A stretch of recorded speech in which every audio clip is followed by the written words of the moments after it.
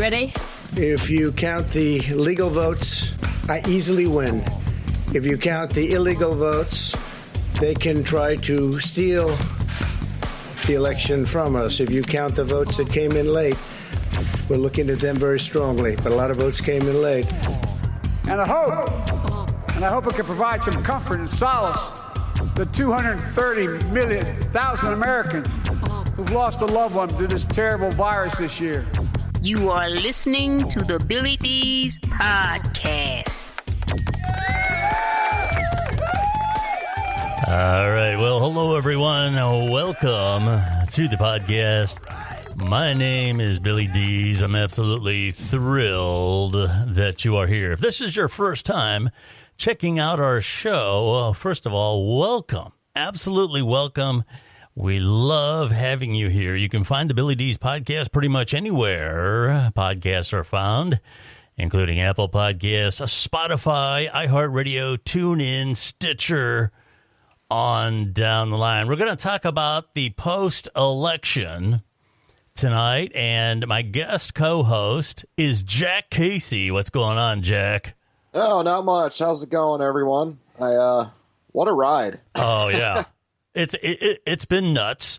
That is for sure. Now we're doing this live, so if you're catching this on Apple Podcast or any of those after the fact, we actually did this live. And last week we were live as well. And what was interesting, I don't know that we had a tremendous amount of live listens, but enormous listens on demand. Really? Absolutely. And I'm pretty well known in Ohio, so I get a lot through northeastern Ohio, into Pennsylvania, and actually on into to Boston and New York and some of those other places. Pretty strong in that region. Lately, though, in Ohio still, Columbus has been coming on very strong. Got a lot of folks, and, that's great. And Columbus is kind of close to home, so that's good. And the other thing is that around the country, some places have lit up on the map recently, including, well, let's see here, Mountain View, California. So, hello, Mountain View. Yes, Mountain View, California. So that's that's kind of cool. And I want to say hi to all my listeners out there in Mountain View, California. I'm so glad that you're with us. And interestingly, outside of the country, the Russian Federation. It's hard to believe, but the Russian Federation is popping up more and more very consistently as a place that listens to us. So I'm absolutely thrilled about that. Yeah, that's pretty interesting. Yeah, that's cool. Got a couple of really good interview shows coming up within the next couple of weeks, including our mainstay, which is authors. I have an author interview coming up in about, the next week or two. And then also a young man who's going to share his story of trauma and recovery. That's coming up.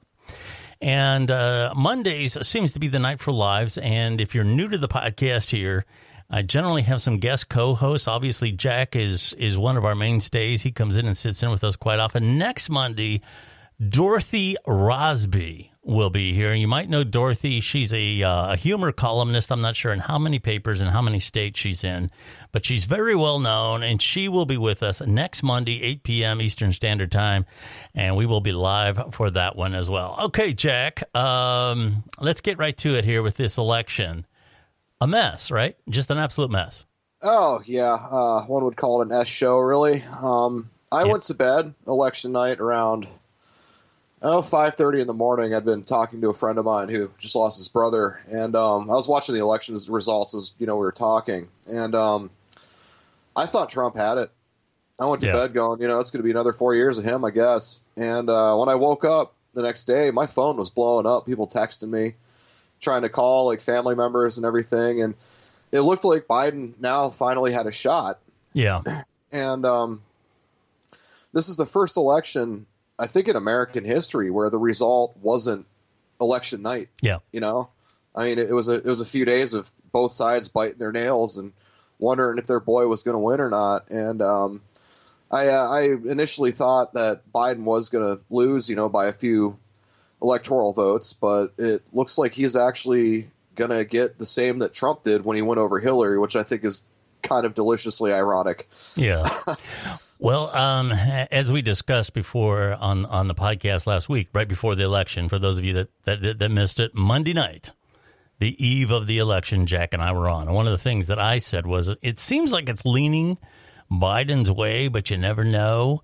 What I did not want was some sort of a close, I don't know what, debacle, where it came down to one state. After a week or two of haggling, it came down to one state. And that would have been a royal mess. Now, as it was close, okay? But it wasn't close enough that there should be a controversy. Now, I know Trump is going to challenge a lot of the results in court and so on, but quite frankly, and I'm going to say this is a done deal. My only, I guess, is that, for whatever reason, I don't know why, but we weren't prepared for this. No. We knew that, it was going to be an issue with the COVID-19, and we knew that it was going to be an issue with so many other things involving the election. But for whatever reason, it was just a mess. They were. It was almost like they were caught off guard. And my only, I guess, thing is maybe next time around. I know with the different states involved and things like this, that I guess there's a different procedure for each state. Okay, but there has to be some way of organizing this. Some way of there's got to be a set of rules that each state has got to stay in. So we just don't have just a big stack of papers laying on the floor and everybody going through them. Would you agree with that? I mean, I'm not so much upset with the results as I am the process. It was just an absolute mess. Well, I mean, this year was also kind of unprecedented with the number of mail-in and absentee ballots as well, which each state, I mean, we never really probably had to establish a federal standard for all that because it wasn't, most people voted at the polls in previous elections. Right. But with, everybody afraid to leave their house, we saw a lot more mail-ins. And interestingly, Democrats mail in more, whereas Republicans tend to vote more at the polls. Yeah, yeah. And I'm fine with each state kind of having some of their own regulations, but there needs to be either some kind of deadline or some kind of what's the word I'm looking for? Some kind of unified way of either reporting results or like coordinating them. Yeah. Because then we won't have to have 4-day elections rather than 1-day elections. Yeah. I understand. We don't. I don't necessarily have a problem with the fact that we had an election that wasn't decided in a day or two. What I have a problem with is that it just seems so disorganized. Mm-hmm. And there was no standard that everybody was following. There was mail-ins, there was absentees, there was voting at the polls before the election, there was voting at the polls during election, and the right hand didn't know what the left hand was doing in many states. And what took Alaska so long? You got a half a dozen people up there. Like 7 people. Yeah. Oh, yeah. Okay. Maybe 7 or 8. Who knows? Maybe a whole dozen. And what was going on out there? What took them so long to decide that is totally beyond me. Well, I'm guessing part of it was just how remote. Like Alaska's a lot bigger than it looks on a map. I've actually visited up there. Yeah. When I was a kid. It's huge. Yeah. And I mean, you also have to keep in mind that there's cities like Hope and it's like way out in the sticks that might not necessarily be as connected. Yeah. So I could see Alaska, but I mean, Nevada or some of the other mainland states, it seems like I guess I'm glad that they counted every vote that came in, of course. But sure. Another problem with this disorganization too is that it kind of breeds the spreading of misinformation, which then radicalizes people as well. Like the Michigan, there's an extra 150,000 votes, which wasn't true at all. I believe that one was started by someone on 4chan who put a digit wrong on some, meme they created or something. Yeah. And then everybody went nuts with it. And I don't like it, misinformation. That's one of my biggest pet peeves in this planet. Oh, yeah. Yeah. Just terrible. willful ignorance and willful misinformation to fuel such ignorance. But there were some other victories too. Recreational marijuana was also voted in several states. I believe New Jersey. And you are happy about that. I am very happy about that. Okay. Because it does help people, and I mean it's no worse than alcohol, or it's probably better for you than smoking cigarettes. I don't see why it has to be, besides racism. But yeah. And so, I mean, that was kind of a victory for more people's personal choice. And also, we still have the Senate election, the runoff one in January, which is going to be interesting to watch down in Georgia, which a lot of news sites or news organizations seem to be ignoring. But, I mean, that could be a big thing. If the Democrats win it, that's going to be a Senate and House majority for them. Right, sure. So I don't know, man. It's been a crazy month, and we're only 10 days into it. yeah, that's for sure. I don't know. Me personally, and this is just me talking, I don't necessarily care one way or the other whether Trump won or whether Biden won. The situation to me, as I saw a meme on Twitter the other day, and it basically said exchanging Biden for Trump or the other way around, exchanging Trump for Biden, however you want to put it, is like taking a dump in your pants and realizing you have to go home and change your shirt. And that's kind of true. I don't know that necessarily that Joe Biden won this election. I don't mean in terms of counts. I don't dispute that he won in terms of getting the most votes. But I'm not so sure that people voted for Joe Biden as much as I think in a lot of cases it was like people are just like sick of Trump. Exactly. That's what I was going to say. And that's kind of been the case for a while now. I mean, because, if you look at how elections swing back and forth, it's always like, well, people are tired of one administration, so they just figure, we'll go for the other one. Yeah. Although he is, the third incumbent to be defeated in the past 100 years or something like that. Yeah. If I remember correctly. Yeah, I'm not sure if it's that. I could be wrong. I didn't follow that. But I can tell you that I don't believe people voted for Joe Biden. They voted against Trump.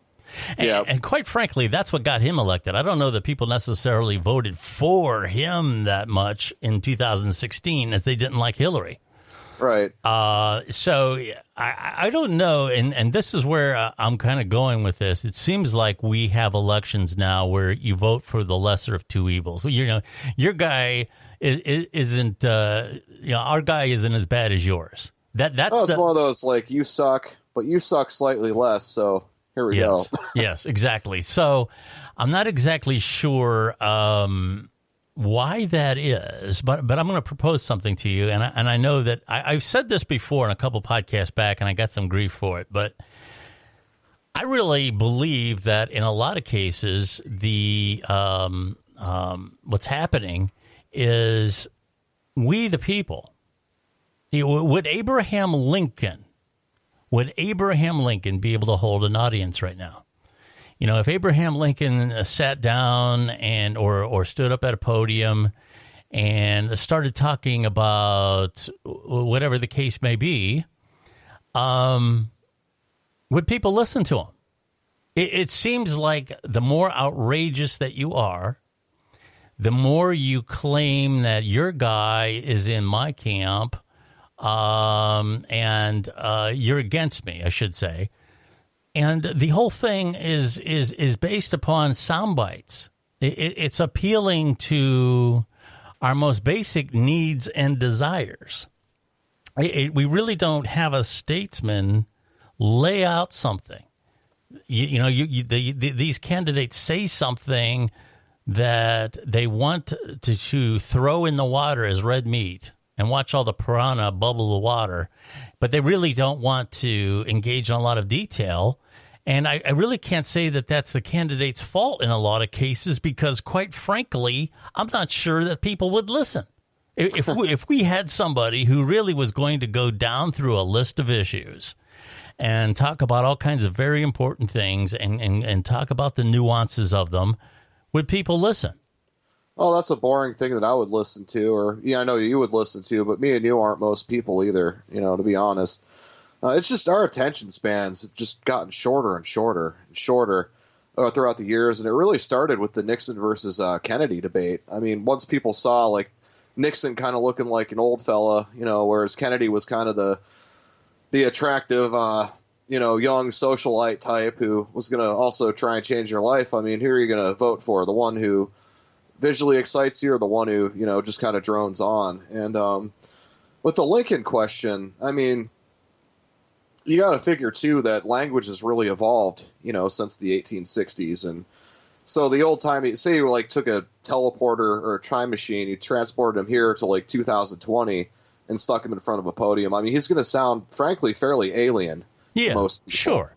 Mm-hmm. And I think that both political parties, and I mean, this is also an advertising thing as well, they found that the way to catch people's attention is to create conflict and controversy, make people take sides. I mean, we're in a sports team mentality in this country anymore. And yeah, I mean, it sucks, but it's something that we are either going to have to live with or find some way to get rid of it. And I don't think we're going to find a way to get rid of it anytime soon, because I mean, someone standing up at a podium and saying, we're going to do this healthcare legislation here. I'm going to read all 600 pages. I mean, is that more enthralling than, say, the other side wants to take your tax stimulus and I don't know, spend it on gambling or something. And I mean, it's just when you directly challenge somebody's life or you try and create fake or very real consequences for another policy, that's what hooks people. Yeah. So I don't know. I don't like the modern way that we do things like this. When you make it adversarial like that, you create enemies out of people who live next door to each other. Well, that's exactly true. Sure. I heard from a friend of mine here, I'm not sure, the other day, and her husband and her son pretty much disowned each other over this election. Oh, God. And that's not as uncommon as you may believe. Oh, it's not. I've had friends on Facebook unfriend me, for making fun of Trump and stuff like that, as if like there's some kind of like, new messiah or something. It's like he's just a guy in a suit. Yeah. Just shouts insanity into a microphone and people cheer him on. I mean, I've seen like even some of my own family too. Like they're like, oh, people who vote for Trump, I had nothing to do with them. And I mean, really, it's still they're still your neighbor. They're still your family. I mean, they may think your opinions are stupid, and you may think their opinions are stupid, but in the end, we're all Americans. Yep. And I'm hoping that Joe does kind of help repair some of that a little bit, in whatever way he can. But I don't really care who people vote for, to be honest. I've worked with people from all walks of life.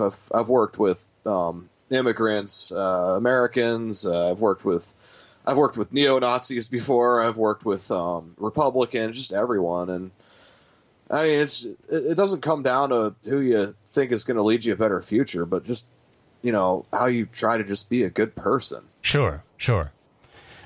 There's talk of, I guess Joe Biden made the comment that there may be some sort of a mask mandate. I don't know what the legalities are in terms of how it would come down from the president and how it would trickle down to all the states. I'm not sure how that would work. From what I understand, states are mostly in control of that type of thing. Yeah, I don't see why we need to take that further and make it a federal thing. Well, he's talked about it. Okay, so I know he's talked about it. Yeah. How do you feel about the whole mask situation? I mean, I hated it. First of all, do you think it's necessary? Oh, I don't know. I'm one of those types who says, like, if it makes you feel better, do it. Also, they've done some studies in which they've shown that it does help at least stymie transmission rates. Sure. Personally, when the mask thing first started, I hated it because I have to wear one at work. Right. 8.5 hours a day. And it took a while to get used to. I complained about it a lot, which is, what I do. And now I've kind of slowly grown to like it. Yeah. For my own little selfish reasons, such as customer pisses me off. I can just kind of, mouth mean things to them and they can't hear them or see my mouth moving. Also, I don't get recognized in public by customers, which is something I kind of hate. It's happened to me a few times, and it's always really awkward. It's like, I sell you a deli meat, dude. Like, we're not friends. Please leave me alone. I mean, honestly, the mask thing too, it's just kind of a respect for other people, I would say. If you just wear it, it's not gonna kill you. It's not a freedom thing. I mean, if you don't want to wear it, fine, but everybody's gonna look down on you for it. Just calm down. Walking into a restaurant or wherever it is and having the people behind the counter tell you, please put on a mask, is not infringing on your rights. No, not at all. That is absolutely ridiculous. And I find it kind of ridiculous sometimes. Like, I went to eat at Cracker Barrel a while back, and they made me wear the mask for like the first 10 steps into the restaurant. Then you sit at the table. And so, I'd forgotten to put it back on because it's not ingrained in me yet that I have to have it on me or on my face at all times or whatever. So I go up to the counter to pay the bill because, at Cracker Barrel, they give you the receipt. Yeah. And you go pay at the register. And then you look at all the adorable old people sitting outside that you could adopt. Anyway, the guy, when I went to go pay him, he told me I had to put the mask back on before I paid him, even though there was like a plexiglass screen in between us, and the credit card reader was right out in front of me. Like, he didn't have to touch it or anything. And I was thinking that's kind of a little absurd, but I mean, it's corporate policy, how that is. But it's kind of ridiculous how crazy people have gotten over the mask. I mean, you've seen people assault each other over it. My former manager had a guy take his mask off and cough on somebody who wasn't wearing a mask, like, on purpose. I mean, it's funny how insane, like, something as small and kind of insignificant as that will drive people when they're told, that it is an infringement or whatever, but, it's really not. No. Well, the thing is with masks, and a lot of people just can't get this through their head, is that when you're wearing a mask, you're protecting other people more than you're protecting yourself. Okay, and the fact of the matter is speaking, or worse yet, sneezing, which actually produces an aerosol or a cough. Yep. But even talking, you have little droplets of moisture go through the air. Mm-hmm. And the any virus, the COVID virus or what have you, sits on that much better than it does just between air molecules or whatever. And it's too good of a host. And, you could argue, well, maybe it's not that effective or how effective it is. There's no question that a mask prevents aerosols. Right. And that helps. All right. Just wearing a mask sitting in a room all day long is probably, especially if you're by yourself or with one other person who's 12 feet away, is probably not necessary. But you got to keep in mind, playing the odds, if you're working behind a counter, and you have people leaning over, you're working at a bank, you have people leaning over to talk to you, or they're leaning over to make, because they can't understand you, or they're talking about their order or whatever. If you're playing the odds, sooner or later, you're going to get exposed to it. Right. And that's where the mask comes in. I don't believe the mask is the beginning and the end of everything to keep you safe. No. One of the things that, knowing now what we know, I'm kind of wondering why we don't, have masks in certain situations like I just described, but also have extra protections in place for, let's say, the elderly, nursing homes, people who have conditions which make them vulnerable to begin with, and have special protections, in place for those, and then try with, I guess, some sort of a practical measure, let quote-unquote healthy people go about their business, keep the economy alive with reasonable protections involved. But these videos that I'm finding of people spitting on each other and coughing in each other's face just to demonstrate that masks are a waste of time. These people are just, and One thing I kind of wonder about is the psychological ramifications of us all treating each other like walking biohazards too. Yeah. And that's also true. another one too that I kind of thought about. One of my coworkers has just the absolutely most adorable little girl, and I give her a piece of cheese every time she comes up to the deli. And I kind of wonder, because a lot of ways that babies learn is by facial expressions from other adults, from parents, from siblings. Now that they don't see them most of the time, especially among strangers, I'm kind of wondering if there's going to be some kind of developmental consequence for that. That we maybe have unforeseen. I was just thinking about it because the kid, when we didn't have to wear the mask, kind of recognized me, but now with it on, the kid said, uncle or something like that, because apparently I have a beard, or brother-in-law has a beard, so therefore we're the same person now, I guess, in the small child's eyes. The other thing too that I'm wondering about as well is with all this added focus on cleanliness, I mean, if this were to say continue for 10 years, 20 years, 50 years, I wonder what kind of consequences it would have for people's internal biomes, such as resistance to disease. Because if you're not exposing yourself, then, I mean, either you're going to get sick easier. I mean, that's where the rise of peanut allergies and stuff like that has come from, too, is lack of exposure to stuff like that. Yeah. Like in my example, I had cats growing up, until I moved out of my house at 17 and wasn't around cats for a good 10 years. And now I'm allergic to cats. So I want to see the ramifications for that, too. I mean, it's only been 8 months, so you're not going to see that yet, but it'll be an interesting thing to watch in the future. That I think a lot of people don't really think about. That's true. I was debating about getting a flu shot this year, and the fact of the matter is, with all the protections that are in place, I'm not going out to eat anymore. My wife and I, we're not doing simple things, and I'm not being exposed to people at work as near as much as I would. Only a fraction of the amount of time because I'm working at home, unless I have to be there for some reason. I'm not being exposed to people. So, I'm not going to, I guess the good side is I'm less likely to run into a cold or something else. But Right. That's interesting what you're saying about the development of resistance and things like that. And if this goes on any length of time, you could have a situation where somebody hasn't had a cold in a couple of years, and the next thing you know, they get one and it nearly kills them. Yeah. See, that's kind of one of my worries about just isolating each other like we've been doing. I mean, yeah, granted, it was necessary to kind of slow the spread of it, but I mean, how long are we going to do this? And if we do it for too long, I feel like there are going to be consequences down the road. Yeah. The other one being too is that, I mean, I'm pretty antisocial. Like, I can go days without talking to anybody. I have no problem with doing that. But a lot of people can't. And we've seen kind of a rise in suicides and hospitalizations, right, and things like that. That, I mean, of course, are a natural consequence of a lot of people losing jobs and such. But I mean, it's been controlled for too, and just the isolation in general has been exacerbating a lot of people's depression and anxiety. And it actually kind of happened to a friend of mine about 3 weeks ago.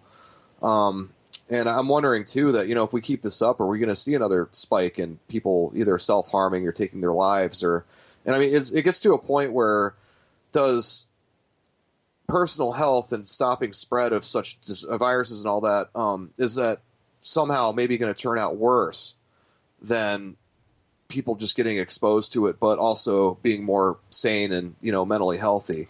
Yeah, there's no question that depression and other things, we are basically social creatures. We like to be around other people. Oh, yeah. And a lot of people who may live alone to begin with, they don't have the experience of going to the mall or doing other things that they might be doing ordinarily to have some social interaction. And, it's pretty bad. And anybody who's been through some sort of a personal crisis, whether it be someone who, let's say, has been through some sort of a bad breakup or a divorce or something else, it's even worse. Yeah, because you don't have someone to be. Humans feed off of touch, and interestingly enough, like you ever see documentaries about prisons where the prisoners are always like putting their hands on each other's shoulders, which is something you don't really see outside in the general population. Yeah. And I actually noticed that myself this past year when a girlfriend broke up with me back in August. Like, I was kind of done dating her as a person, but like the kind of, you could even call it a withdrawal from the touch was kind of weird and kind of got me a little depressed for a little while. I'm used to it again now, but I mean, it's very real. If you don't have that sensation of, someone putting their hand on your shoulder or making eye contact or being able to kind of read their lips or be able to hear them clearly or whatever, it does kind of impact people more than you really think it would. Because, a lot of people just think, oh, well, I'll just be fine. I'll just sit and watch Netflix for 5 months and get a little bit fatter and, pretend I don't drink as much as I do. But, just after a while, it does kind of get to you. And sure. As I said, it'll be interesting to see them study. I hope they study this. I really do. And, and there's got to be a point where we do draw the line and say, hey, look, are all these protections really as necessary now as they were back in the beginning of the outbreak? And I want to know what that line is. Yeah. The one thing I would ask you in closing before we round this out, sure. And we're at 30 minutes. That's generally how long I generally go. But, with Trump, and I'm kind of objective. I really don't have a political ideology. As far as I'm concerned, a given action is either right or it's wrong. And it doesn't matter who's doing it or who it's being done to. And right. we have a tendency to flip-flop. If our president is addressing Congress and somebody shouts out, you're a liar, if we don't like that president, we think, hey, that's great. But if he's our man, we're like, oh, that's not right. You shouldn't do that to a president. Right. It's something you shouldn't do. And it doesn't matter to me if I like that president or not. A given action is either right or wrong, no matter who's doing it to whom. Now, with that being said, the tenure of, that's not the right word. What's the word I'm looking for? The style of debate, the way we talk on social media, the way we talk in the standard media is completely different now, 4 years later, about a president than it is now. Okay. Now, I know there's people out there say, well, Trump started that. And blah, blah, blah. All right, that's great. You got an excuse because you don't like Trump. Okay. But now your guy's going to be in there. And I'm sure there's people going to be mocking his misspoken words. I'm sure there's going to be all kinds of little memes about that. And I don't like that either. It's one thing to have a legitimate concern about the competency of a president. And it's another thing to mock him. Right. In some sort of a hateful way. I don't particularly care for that. Well, mocking isn't criticism. Mocking isn't breaking down anything. It's just being a jerk. Yeah, that's exactly right. So my question to you is, are we entering a new era now? Are we going to go into the Biden presidency where anything goes? Oh, not a thing's going to change, I don't think. And Trump really opened the floodgates for that one. I mean, when you got a president going on Twitter and mocking, soldiers and stuff like that, and it's seen as normal, and he's the everyman or what have you. I mean, I don't think, and also you got to keep in mind, 70 million people in this country voted for him. Yeah. So, I mean, that really kind of shows that 70 million people in this country think that kind of thing is okay.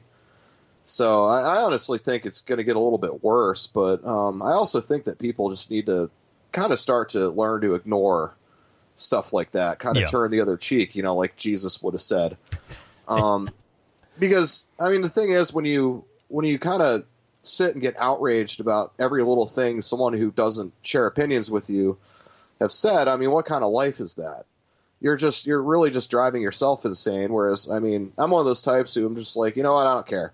Yeah. And I think a lot of people really put a little bit too much into what other strangers say. And I mean, the internet's really exacerbated that as well, because now, everybody has a voice. Like, anybody can have a tweet go viral and thousands, if not millions of people will read it. And I think a lot of it too is that people love attention, and the internet is a constant attention giving machine. And I think honestly, from here on, it's probably just going to get a little bit worse. Yeah. And so I could probably talk for another half hour about this, but there is going to be a lot of people, trying to troll Joe or, say stuff about how he's like dementia. He has like dementia or whatever, but it's happened with every president. I mean, Obama caught a lot of flack, but from people for tan suits and arugula and putting mustard on his hamburger or whatever. And, a lot of those people too, just really were mad that he was black and in power or whatever, but you can't really outright say that. Yeah. Well, I really didn't. I didn't like it when the frivolous things were done to Obama. And quite frankly, there was a lot more mean stuff done to him than the suit. I mean, a lot of it was over the top, but it was relatively small in comparison with what happens now on both sides. The way the memes about Nancy Pelosi were disgusting, and I don't like her.